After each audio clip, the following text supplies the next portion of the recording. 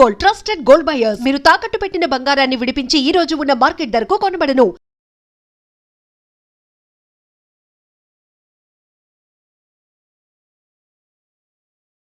నమస్కారం గురుగారు. నమస్కారం అమ్మా, శుభం బియాదు. గురుగారు, పూజలు చేయాలంటే ఖచ్చితంగా మనం కొన్ని నియమాలు పాటించాలని చెప్తూ ఉంటారు. అయితే చాలా మంది మాంసాహారం తీసుకోకుండా ఉండలేరు. మామూలుగా నాన్ వెజ్ తినే అలవాటు ఉన్న వాళ్ళు చేసే పూజలకి సంబంధించిన ఫలితం వాళ్ళకు వర్తిస్తుందా లేదా? వర్తిస్తున్నాం, అదేం కాదు. ఎందుకంటే ఇప్పుడు మన లోకంలోని నాన్ వెజ్ తినేవాళ్ళు, మాంసాహారం తినేవాళ్ళు ఉన్నారు, శాకాహారులు ఉన్నారు. అవును. సో అందరూ పూజలు చేస్తారు, అందరూ గుడికి వెళ్తున్నారు. ఇప్పుడు మేము ఉన్నాం అనుకోండి, మాకు మాంసం పేరు స్పెల్లింగే తెలియదు. నిజం చెప్పాలంటే ఎలా రాయాలో కూడా తెలియదు. అంటే ఐఎమ్ జస్ట్ కిడింగ్. మేము దాని జోలికి వెళ్ళాం, గుడ్డు కూడా ముట్టుకోం. అది మన ఆచారం, మా ఆచారం అంతే. నాయన మేము ఇలాగ ఉండాలి, మీది అలాగ ఉండకపోవచ్చు. అంటే వేరే రకాల ఆచారాలు ఉండొచ్చు. వాళ్ళవి ఆచారంలో భాగంగా ఆహార నియమాలు అనేది ఉండుంటాయి. కొన్ని ఆహార నియమాల్లో వాళ్ళు తినడం తప్పు లేదు. ఇప్పుడు ఉంది, పూర్వకాలంలోని చేపలు పెట్టేవారు. చేపలు పెట్టేవాడు ఏం చేసేవాడు, అడవిలోకి నదిలోకి వెళ్ళేవాడు, గంటల తరబడి అక్కడ కూర్చునేవాడు. కూర్చున్న తర్వాత వాడికి ఆకలేసేది. ఆకలేసి ఏం చేస్తాడు, వాడు ఇంటికి వచ్చి పప్పను తింటాడా? లేదు, తినడం గ్లాస్ కదా. అయ్యో 4 చేపలు పడితే అవి 2-4 తీసి అక్కడికక్కడ వేడి చేసుకుని తింటాడు, తప్పదు. సో అక్కడ శరీర ధర్మాన్ని పాటించాలి, లేకపోతే వాడు బతకలేడు. సో వాడు అలా పాటించేవాడు. అలా అడవిలో బతుకుతున్న కొంతమంది ఉన్నారు. అప్పుడున్న పరిస్థితుల్లో అక్కడ ఏ ఆహారం దొరకనప్పుడు అక్కడ ఈ రకంగా తీసుకోవడం నాన్ వెజ్ అనేది ఉండేది. ఇవన్నీ ఏంటంటే మాంసాహారం అనేది అప్పట్లో మనకు మొదటి నుండి ఆ రకమైన ఒక విభాగం ఉంది. శాకాహారి అనేది ఒక ఉంది ఆల్రెడీ. ఎవరి యొక్క స్థితిగతులు బట్టి వాళ్ళ యొక్క ఆచారాల ప్రకారం అది తీసుకోవడం జరుగుతుంది. సో అలా తీసుకున్న వాళ్ళు కూడా నెక్స్ట్ డే మార్నింగ్ లేస్తారు, తలస్నానం చేసుకుని. ఇప్పుడు చాలా మంది అవేర్నెస్ ఆఫ్ ది పూజాస్ అందరికీ తెలిసిపోతున్నాయి. అన్ని వర్ణాల వాళ్ళకి తెలుస్తున్నాయి, అన్ని కులాల వాళ్ళకి తెలిసిపోతున్నాయి ఎలా చేసుకోవాలని. అన్ని యూట్యూబ్లో వచ్చేస్తున్నాయి కదా, సోషల్ మీడియాలోని. లేకపోతే నేర్పుతున్నారు చాలా మంది. అంచేత అంటే ఉదయాన్నే లేస్తారు, మనం 5 గంటలు వేయాలి నియమిస్తారు, తలస్నానం చేసి రాత్రి నాన్ వెజ్ తినాం కాబట్టి ఉదయం లేచి తలస్నానం చేసుకోవాలి, చేసుకొని చక్కగా దీపారాధన పూజ చేసుకోవాలి. ఈ పూజ చేసుకోవాలి అనే భావన అందరిలో వచ్చేసింది. అయితే ఈ పూజ చేసుకోవాలనే భావనలో కొంచెం ఎక్కువ ట్రాన్స్లోకి వెళ్ళగలిగితే అప్పుడు ఆ వ్యక్తిలో ఒక పరివర్తన వస్తుంది. ఆ పరివర్తనలో భాగంగా మాంసం వదిలేస్తాడు వాడు. అది ఆ ట్రాన్స్లోకి వెళ్ళి వదిలేయాలి తప్ప, నా అర్థం మీకు అర్థమైంది కదా. మాంసాహారం చేసేవాడు చేయొచ్చా అంటే, మాంసాహారం తినేవాడు చేస్తేనే పరివర్తన వస్తుంది. అది తినాలా తినకూడదు, వాడికి జ్ఞానం విజ్ఞానం 2 వస్తాయి కొంతకాలానికి. వచ్చినప్పుడు వాడు ఆటోమేటిక్ మానేస్తాడు, వాళ్ళు వదిలేస్తే. ఇప్పుడు చూడండి, ప్రతి సంవత్సరం కరెక్ట్గా అక్టోబర్ మొదలయ్యేసరికి అందరూ మాలలు వేసేసుకుంటారు. అబ్బో ఈ 2 నెలలు ఏం ముట్టుకోనండి అంటాడు, 40 రోజులు ఏం ముట్టుకోనంటాడు. వాడు తెల్లవారిసరికి పక్కన బాటిల్ లేని, మొక్కలేని, బతకలేని మనిషి కూడాను ఈ అయ్యప్ప దీక్షలో ఉండిపోతాడు. అయ్యప్ప నియమం ఎందుకు పెట్టారు అక్కడ అంటే, 40 రోజులుగానే ఉంటే మొట్టమొదటి రోజు నువ్వు ఏదైతే ఆహారం తీస్తున్నావు అది 40వ రోజు శరీరంలో పనిచేస్తాయి. ఇది శాస్త్రం చెప్తుంది సైంటిఫిక్గా. మొదటి రోజు ఈ రోజు మీరు పప్పానం తింటే దీని ఫలితం శరీరంలో తిరిగి అందులో జీర్ణించుకుని, అందులో ఉన్న శక్తిని జీర్ణించుకుని దీని యొక్క ప్రభావం అనేది 40వ రోజులో మీకు చూపిస్తుంది. అంచేత మండలం అంటారు. మండల కాలం పూజ చేయాలని, ఏ పూజ మండల కాలం చేస్తే మొదటి రోజు చేసిన పూజ ఫలితం 41వ రోజు మనకు కనబడుతుంది, ఫలితం కనబడుతుంది. ఇది ఉంది, చాలా మంది తెలియదులేండి, నేను చెప్తున్నాను. ఇప్పుడు ఈ రకంగా తెలుసుకుంటాం, మన ఛానల్ ద్వారా తెలుసుకుంటారు. సో ఇప్పుడు ఏమైంది, ఇప్పుడు 40 రోజులు పూజ చేస్తారు, దీక్షలో ఉంటారు, ఎవరిని తప్పు పట్టను. 41వ రోజు నాడు పంప దగ్గర దీపగానే ఇలా తీసేస్తారు, బయటకు రాగానే. నేను చాలామంది చూశాను, తప్పు అన్నట్లేదు, చూసిందే చెప్తాము. చూస్తారు, డెఫినెట్గా వాళ్ళు చేసిన కాలకృత్యాలు, అబ్బా చాలా రోజులు రిలీఫ్ దొరికింది, ఎప్పుడు అనుకుంటున్నా 40 రోజులు అయింది, చాలా పదంటరా అంటారు. బ్యాచ్ రెడీ అయిపోతారు. అంటే దేనికి చేసినట్టు 40 రోజుల పూజ. అంచేత నాన్ వెజ్ తినడం గురించి మీరు మాట్లాడుతున్నారు కాబట్టి, నాన్ వెజ్ తింటూ ఎవరైతే మంత్రసాధన చేస్తుంటాడో ఒక స్టేజ్ రాగానే అది మనం తినకూడదు, అది మన శరీరానికి సంబంధించింది కాదు, మన మనసు సంబంధించింది కాదు, మన ఆలోచనకు సంబంధించి కాదు, మనం వెళ్తున్న మార్గానికి సంబంధించి కాదు అనే ఒక భావన వాడికి వచ్చి వాడు మానేస్తాడు. మానేయాలి అంతే. ఇప్పుడు ఆహారం దొరకనప్పుడు పూర్వకాలంలో కొంతమంది కులాల వారు, కొంత మతాల వారు, వాళ్ళు ఏంటంటే అప్పుడున్న పరిస్థితిని బట్టి అసలు నాన్ వెజ్ తింటే ఎక్కడ మొదలైంది చెప్పమంటారా? చెప్పండి. మనకు నాగరికత ఎక్కడ మొదలైందో అప్పట్లోని ఆహారం ఎలా తినాలో తెలియదు కదా. అవును. మనం పూర్వం ఆది మానవుల దగ్గర ఉన్నప్పుడు అప్పుడు ఈ వాళ్ళ పాపం ఏం తినాలో తెలిసేది కాదు. నాకు చిన్నప్పుడు చెప్పిన కథ చెప్తున్నాను. అయితే వాడు అడవిలో పందులు వీటన్నిటిని కూడా తోలుకోవడం, తినడం, ఏదో ఆకులు ఆలములు తినడం ఇలావన్నీ చేస్తుండేవాడు. పాపం చాలా వెజిటేరియన్గా ఉండేవాడు అప్పటికి, ఏదో పండు తింటుండేవాడు. ఒకరోజు అగ్ని పాకకి అంటుకుని ఆ లోపల 10 పందులు ఉంటే ఇవన్నీ కాలిపోతాయి. కాలిపోతే ఏంటంటే మనవాడు కాలిపోయినా అవేంటంటే పడుకున్నట్టుగా అలా ఉంటాయి. చూసి ఏం చేస్తాడంటే మనవాడు పిల్లాడు ఆదిమానవుల సమయంలో ఇదేంటి ఇలాగ ఉన్నాయని చెప్పి తెలియదు కదా వాళ్ళకి. ఇప్పుడైతే మన టెక్నాలజీ ఉన్నప్పుడు అలా చేయి పెట్టి పట్టుకుంటే ఆ చేయి లోపలికి వెళ్ళిపోతుంది. ఆ వేడి తట్టుకోలేకే తీసి నోట్లో పెట్టుకుంటాడు. అయ్యో ఏంటి మనం కూడా వేడి కూడా పెట్టుకుంటాం సార్, ఇది అంటే నోట్లో పెట్టుకుంటాడు. బయట పెట్టుకుని దాని యొక్క టేస్ట్ నోట్లోకి వెళ్తున్నాడు. ఇదేదో బాగుంది అనుకుంటాడు.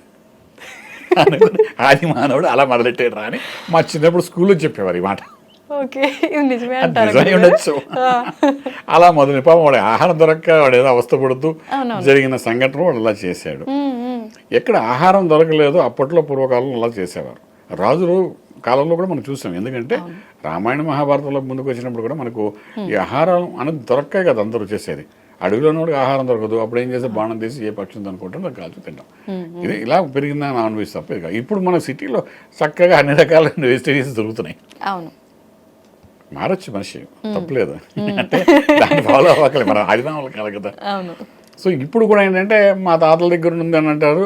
తినకపోతే ఎవరే నువ్వు తినకపోతే ఎలాగరా, నువ్వు మరీ ఇంత సాత్వికుడు అయితే ఎలాగరా అనేవారు. ఒళ్ళు బలంగా ఉంటుంది అని అంటారు. చక్కగా వండి పెడతారు, పెద్దవాళ్ళు వండి పెట్టేస్తారు, పిల్లలకి పెడతారు, ఇవన్నీ జరుగుతాయి. సో అది మానాలి, అది మన శరీరతత్వానికి సరైనది కాదు అనేది ఎప్పుడైతే మంత్ర సాధన చేస్తుంటామో అప్పుడు ఒక స్టేజ్లో మనకు తెలుస్తుంది.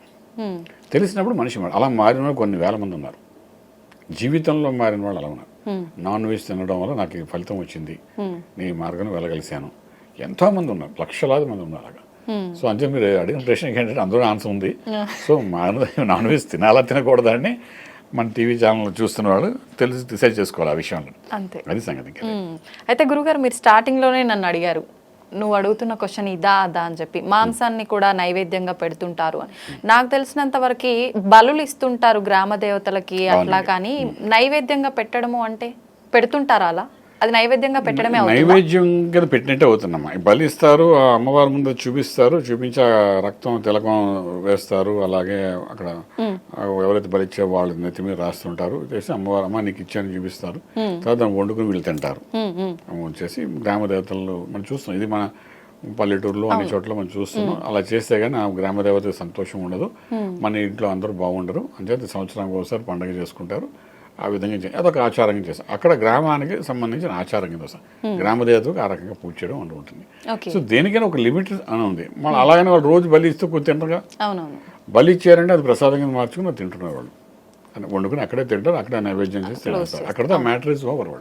వాళ్ళ ఆచార ప్రకారం సంవత్సరానికి ఒకసారి చేయాలి మన అమ్మవారికి. వాళ్ళు ఈ రకంగా అంటే చేసిపోతారు. కొన్ని చోట్ల ఈ బలి లేకుండా కూష్మాండ బలి ఇస్తుంటారు. అంటే మనకు చెప్పినట్టు గుమ్మడికాయని మన ఇళ్లలో మనం అదే చేస్తాం. గృహప్రవేశం అప్పుడు కుష్మాండ బలి ఇస్తుంటాం. దాన్ని ముక్కలు చేసి కొన్ని దేవాలయాల్లో దాన్నే చేస్తారు. దాన్ని మనం ఏ బలి అనుకున్నా బలి అక్కడ బలి కుష్మాండ ఇస్తే బలి ఇచ్చినాడు అక్కడ. సో అలా చేస్తుంటారు.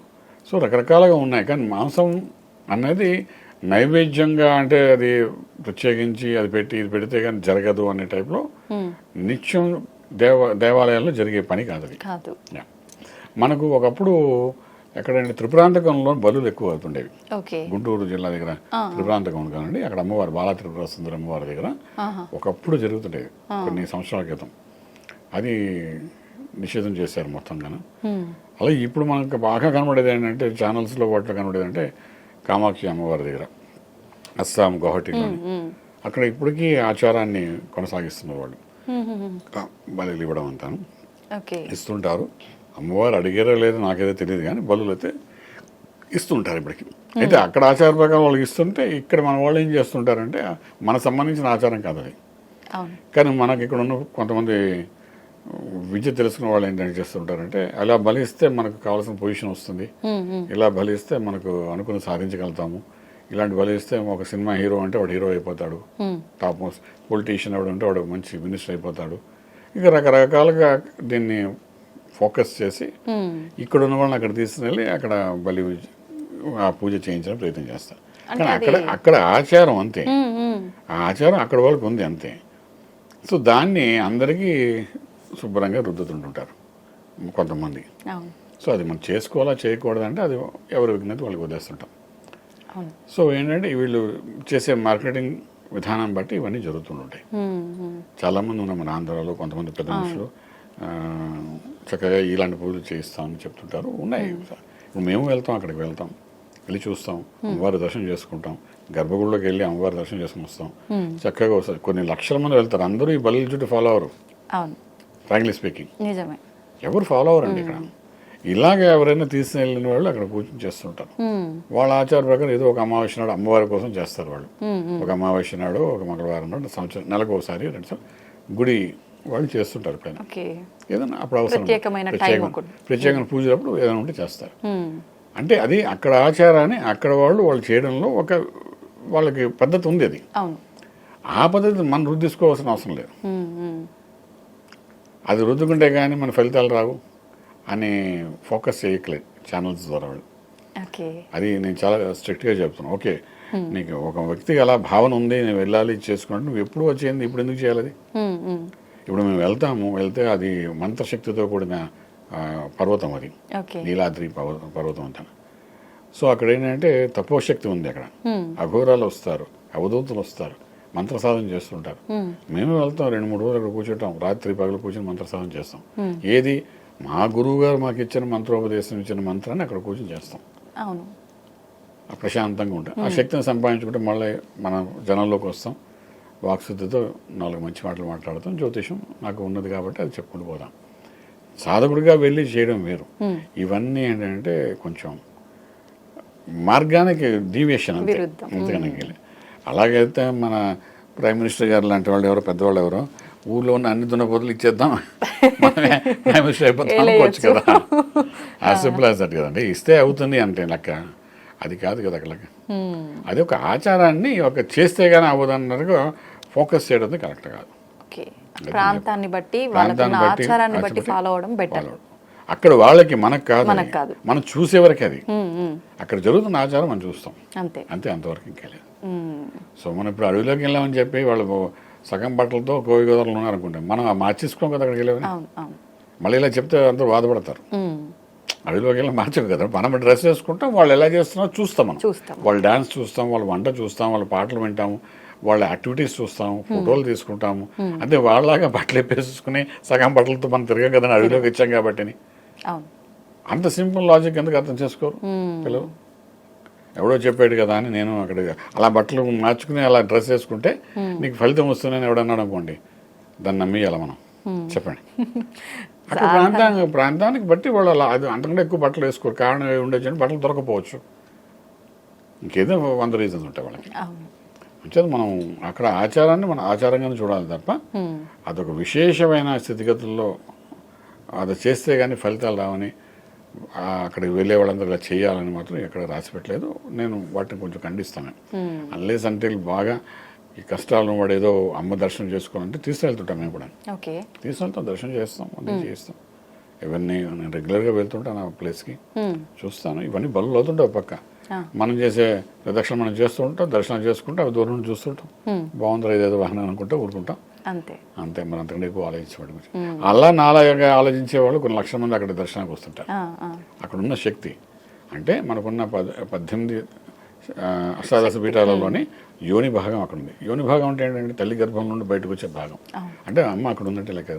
ఒకసారి అక్కడికి వెళ్తే పునర్జన్మ ఇంకేం లేదు. అక్కడికి వెళ్ళి తాకేమంటే మన జన్మ తరించినట్టే. ఆ భావంతో అక్కడికి పోవాలి, పోయి అమ్మ దర్శనం చేసుకోవాలి, అంతే, ఇంకేం వద్దు. మనం చాలు ఈ జన్మలో చేసిన పాపాలను ప్రక్షాళన అవుతాయి. అది అక్కడ మనకు ఇక్కడ నుండి వెళ్ళి జనాలు కనిపించదు. అది ఇంపార్టెంట్. అక్కడ ఆ గర్భం లోపలికి వెళ్ళాలి, లోపల 20 అడుగుల కింద ఉంటుంది అమ్మవారు. ఆ అమ్మవారి దగ్గరికి వెళ్ళాలి, వేసిన తర్వాత పైన అంతా బట్ట వేసేస్తారు, కనబడరు అమ్మవారు. ఎందుకంటే రహస్యమైన స్థితి కదా. మనకి వెళ్ళి నమస్కారం చేసుకుని అయినా తీర్థం తీసుకుంటారు. ఆ తీర్థం మనం తీసుకుంటాం, చాలా బ్లెస్డ్. అమ్మ మీద ఉన్న బట్ట మనకి ఇస్తారు వాడింది, అది పవిత్రంగా మనం దాచుకోవాలి. అదృష్టం అంటారు, దొరికితే అదృష్టం ఉంటారు. ఓకే. అది మనం తెచ్చి పెట్టుకుంటాం. అది సరిపోయింది. అది దొరికితే చాలు, మన జీవితం ధన్యమైనట్టే. ఈ మిగిలిన కథ అంటారా, చుట్టుపక్కల ఉన్నాయి, ఎక్కడైనా ఉన్నాయి కదండి, స్టోరీస్ ఉంటూనే ఉంటాయి. ఎక్కడ తిరుపతిలో వెళ్ళండి, ఎక్కడికి వెళ్ళండి, మన వాళ్ళు రూల్స్ మార్చేస్తుంటారు కదా, అసలు లోపల రూల్ ఒకటి బయట రూల్ ఉంటుంది. సో అలాగ ఉంటుంది. అంచేత ఆహారం అన్నది, మాంసాహారం అన్నది ఎంతవరకు కరెక్టు అని అంటే మన ఆచార ప్రకారం అయితే లేదు, ఓకే, మన సాంప్రదాయ ప్రకారం అయితే ఆ పద్ధతి లేదు. అంచేత మనం ఎవరికి వాళ్ళు ఆలోచించుకోవాల్సిందే. ఆలోచించవలసిన విషయం ఇదంతా. ఓకే, ధన్యవాదాలు గురుగారు. శుభం బియాదు.